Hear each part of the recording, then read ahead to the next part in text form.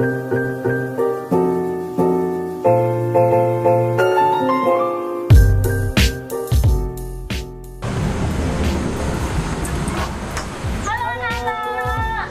ini kita akan mengisi KTS kita dengan pergi ke mana, Besar? Ke Puja Mandala. Yuk ikuti kita.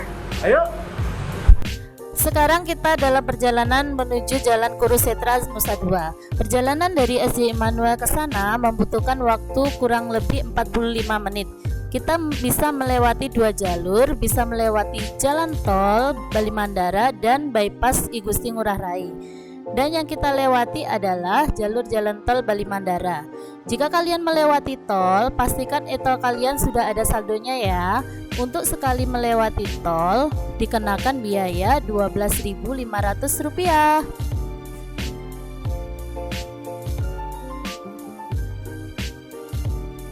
Nah, anak-anak, kita sudah sampai di lokasi tempat kita melakukan kunjungan outing hari ini. Nah, di mana, Mister? Nah, sekarang kita ada di Puja Mandala. Bisa lihat di sini nih ya. Puja Mandala itu adalah tempat ibadah 5 umat agama. Apa aja, Miss Mar? Ada masjid, gereja Katolik, vihara, gereja Protestan, dan pura. Nah, anak-anak mau tahu bagaimana di dalamnya? Yuk ikuti kita. Ayo. Oke, sekarang kita mau kemana, Miss Mar? Kita ke lokasi pertama yaitu masjid. Oke, kita ke masjid dulu ya. Oke, sekarang anak-anak kita sudah sampai di Masjid Agung Ibnu Battuta.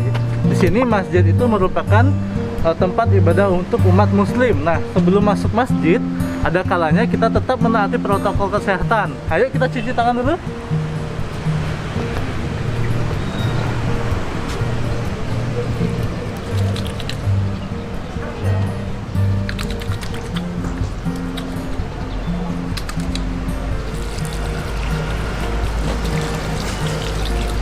Ini adalah lokasi tempat ibadah umat muslim. Jadi ini adalah Masjid Agung Ibnu Battuta yang ada di lokasi ini. Kita harus lepas alas kaki ya anak-anak. Jadi kita tidak memakai alas apapun karena ini adalah batas suci.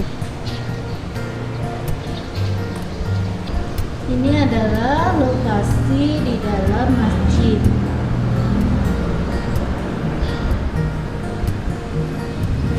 Nah, tadi kan kita sudah melihat apa yang ada di dalam masjid. Sekarang, Mister akan tunjukkan anak-anak di sini adalah tempat wudhu.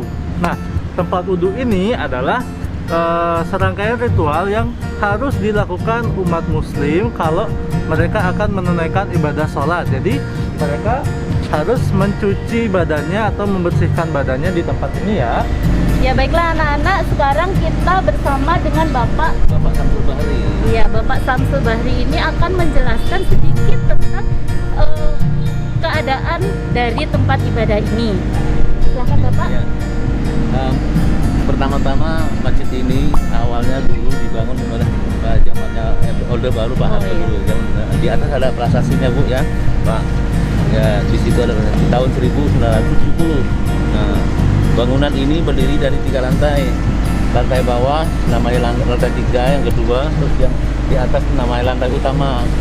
Jadi imam, artinya pemimpin muslim di ini yang jadi imam itu di atas posisinya. Jadi di bawah ada CCTV TV terbuka itu namanya. Iya. Ya itu. Nah, jadi siarannya langsung ke bawah sampai ke bawah gitu. Jadi parkir, terus teman juga parkir. Kita bersama ini remaja masjid sini juga ada kerjasama dengan remaja Dari agama lain. lain. Bentuknya seperti kita Jumatan, mereka juga bantu kita. Sebaliknya juga begitu Ibu Bapak ya. Kita juga bantu mereka di hari raya, mereka Natal kita bantu juga. Mereka di hari raya mereka juga bantu. Baik, terima kasih Bapak atas informasinya. Ya itulah anak-anak, sebagai umat beragama kita harus menjalin namanya toleransi. Oke, untuk perjalanan kita di masjid ini kita sudahi sampai sini. Mari kita Lanjut ke tempat ibadah lainnya. Oke, terima kasih Terima kasih, Bapak. Ya. Oke anak-anak, kita sudah sampai di mana Miss Wah? Di Gereja Katolik Maria Bunda Segala Bangsa. Nah, mau tahu lokasinya seperti apa? Yuk ikuti. Ayo.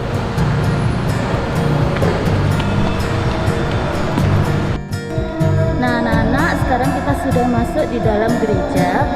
Gereja ini biasa digunakan oleh umat beragama Katolik untuk beribadah. Kali ini karena kondisi kita lagi sedang pandemi, jadi untuk sementara kegiatan yang ada di gereja itu dihentikan.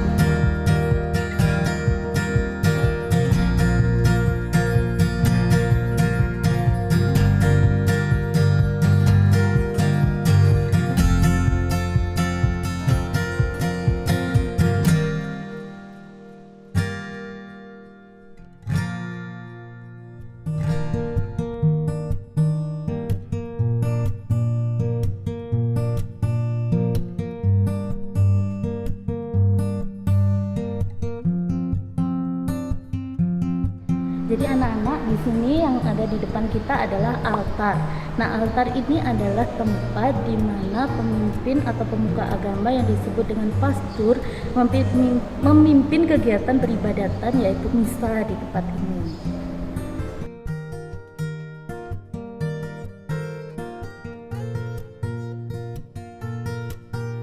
Oke anak-anak, sekarang kita sudah sampai di tempat yang ketiga, yaitu di Vihara Buddha Guna. Nah, mau tahu bagaimana di dalam vihara tersebut? Ayo ikut Mister yuk. Di depan wihara ini ada 2 buah patung gajah. Gajah putih itu dipercayai sebagai makhluk yang dihormati di agama Buddha. Nah, kemudian di belakang kita bisa lihat ada patung Buddha. Nah, kita tidak boleh sembarangan masuk ke sini ya anak-anak. Kalau kita mau masuk, kita hanya yang untuk beribadah saja. Kalau yang tidak beribadah, hanya boleh sampai di depan.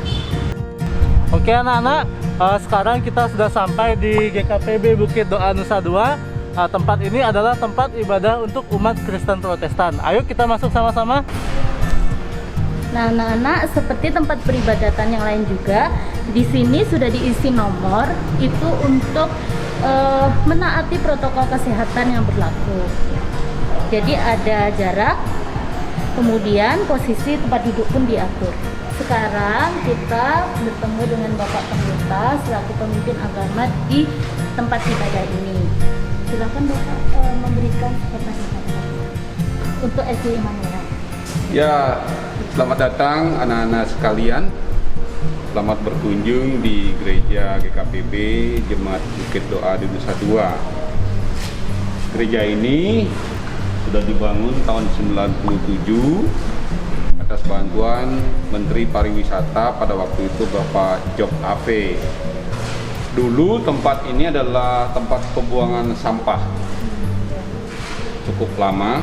Kemudian oleh Menteri Pariwisata ini dirubah, diizinkan ada 5 agama Hindu tukurunya di sebelah, kemudian Kristen di sini, Buddha, terus Katolik dan Islam paling ujung.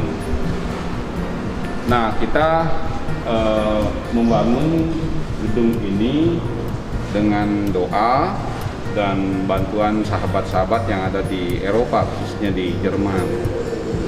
Kemudian gedung ini dibangun secara bertahap sampai ke bawah itu ada 6 lantai. Ini Ya. Lantai 1. Jadi biasanya kan ngitungnya dari 1, 2 atas ya. Atas, ya. Ini Kalau ke di bawah. sini 1 Iya. sampai di bawah. Nah, di gedung yang pertama ini kalau dalam keadaan normal ini kapasitasnya 600 orang. Untuk sekarang?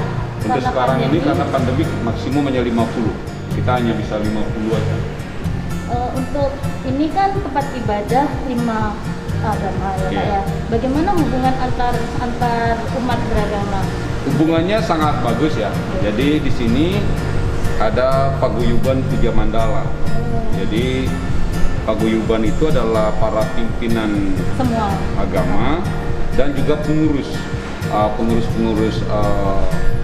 umat ya, semuanya juga ada. Kemudian kita masing-masing punya tanggung jawab juga untuk membersihkan halaman di depan dan sekaligus juga menata taman, kebun dan seterusnya. Baik, terima kasih Bapak atas waktunya.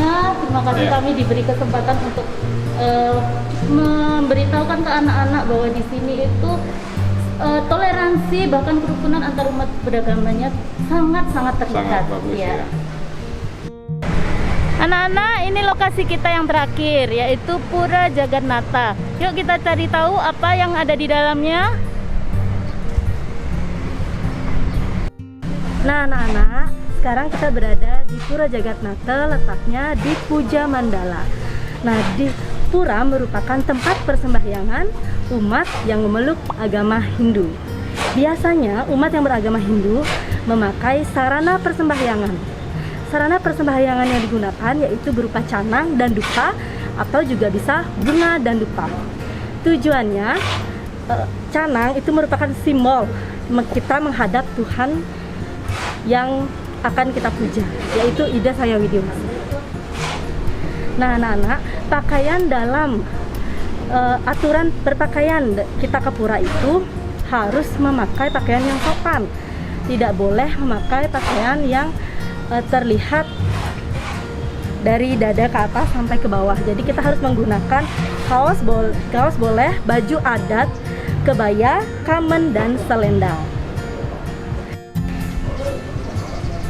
Nah, baik anak-anak, di sini Miss Rizka sudah ada narasumber, yaitu Bapak Mangku dari Pura Jagannatha itu sendiri.